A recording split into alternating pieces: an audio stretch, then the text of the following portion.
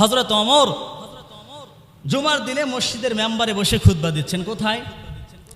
জুমার দিনে মসজিদের মেম্বারে বসে খুতবা দিচ্ছেন। এমন সময় একজন সাহাবী উঠে বলতেছি, আমিরুল মুমিনিন, আপনার খুতবা আমরা শুনবো না। সঙ্গে সঙ্গে ওমর বলতেছে, আমার খুতবা তোমরা কেন শুনবা না? ওই সাহাবী বলতেছে, আমাদেরকে খাটো খাটো পাঞ্জাবি দিয়ে আপনি লম্বা জুব্বা কেন পরেছেন? বাইতুল মাল থেকে পাঞ্জাবি দিয়েছে, সবাইকে তো সমান দিবে, কিন্তু আমাদেরকে খাটো খাটো পাঞ্জাবি দিয়েছে, আর আপনি কেন লম্বা জুব্বা পরে খুতবা দিচ্ছেন? হযরত ওমর এখানে আশ্চর্য। যদি সেই সাহাবী বলতো শুধু আমি খুতবা শুনবো না তাহলে হতো, কিন্তু সেই সাহাবী বলতেছে আমরা কেউ আপনার খুতবা শুনবো না। হযরত ওমরের ছেলে আব্দুল্লাহ ইবনে ওমর 6 লক্ষ হাদিসের হাফেজ, 30 পারা কোরআনের হাফেজ। সে বলতেছে, ওগো আল্লাহর নবীর সাহাবী, আমিও তোমার পক্ষে রয়েছি, আমিও তোমার পক্ষে। আমার বাবার বিরুদ্ধে তুমি অভিযোগ করেছো, আমিও তোমার পক্ষে রয়েছি।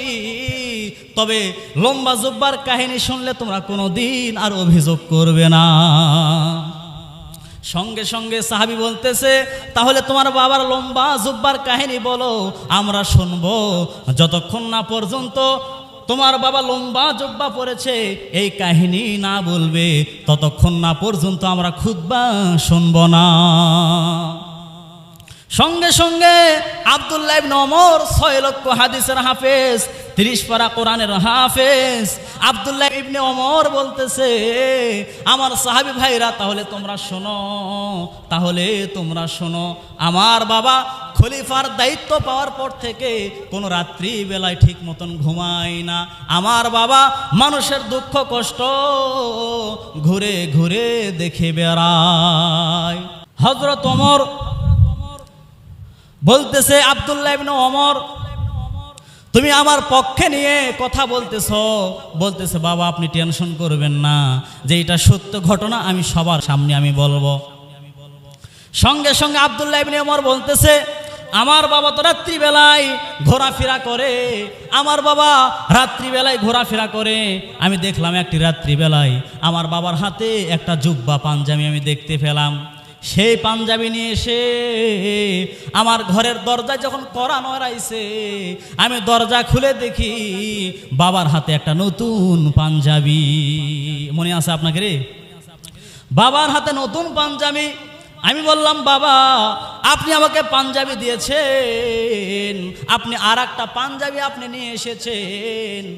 নেতার বেটা হয়ে লাভ আছে, কারণ সবার সামনেও পাবো, আবার গোপনে রাত্রিও পাবো। সঙ্গে সঙ্গে হযরত ওমর বলতেছে, আব্দুল্লাহ ইবনে ওমর, তুমি 6 লক্ষ হাদিসের হাফেজ, আবার 30 পারা কোরআনের হাফেজ। ইন্নাল্লাহা ইয়ামুরুকুম আন তুআদ্দুল আমানাতি ইলা আহলিহা ওয়া ইযা হাকামতুম বাইনান নাস আন তাহকুমু বিল আদল। ও আব্দুল্লাহ ইবনে ওমর, আমার সন্তান, তুমি ভালো করে শোনো।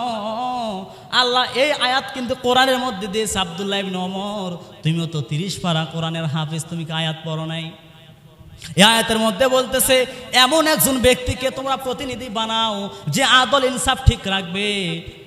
আব্দুল্লাহ ইবনে ওমর, আমার সন্তান, তুমি শোনো, আমাকে মদিনার মানুষ খলিফা বানাইছে, আমি তাদের সঙ্গে প্রতারণা করতে পারবো না। বাজান, আগামীকাল তো জুমার দিন, আগামীকাল তো জুমার দিন, আমি মসজিদে বসে খুতবা দিব। আর তোদের মতন যদি আমিও খাটো পাঞ্জাবি দিয়ে খুতবা দিই, তাহলে মানুষজন কি বলবে? অর্ধব জাহানের খলিফা খাটো পাঞ্জাবি পরে খুতবা দিচ্ছে। এই জন্য বাজান, আমি তোর কাছে আইছি, তোরে যে পাঞ্জাবি দিলাম ওই পাঞ্জাবিটা আমারে দাও। ওই পাঞ্জাবি আমার পাঞ্জাবি একত্র করে আমি একটা লম্বা জুব্বা বানায়া সবার সামনে আমি খুতবা দিতে চাই। সঙ্গে সঙ্গে আব্দুল্লাহ ইবনে ওমর বলতেছে, রে আমার সাহাবী ভাইয়েরা, আমার বাবাকে আমি আমার নতুন পাঞ্জাবি দিয়েছি, আর আমার বাবারটা মিলে আমার বাবা সারা রাত ধরে দুইটা একত্রে ঘুরে জুব্বা বানায়া তোমাদের সামনে খুতবা দিচ্ছে। ও আমার সাহাবী ভাইরা, তোমরা এখন বলো, তোমরা কি আমার বাবার খুতবা শুনবা নাকি তোমরা উঠে যাবে? সঙ্গে সঙ্গে সমস্ত সাহাবী বলতেছে, এইরকম নেতা যদি সমাজের মধ্যে পাওয়া যায় তাহলে আল্লাহর মদিনা এমনি জান্নাত হয়ে যাবে।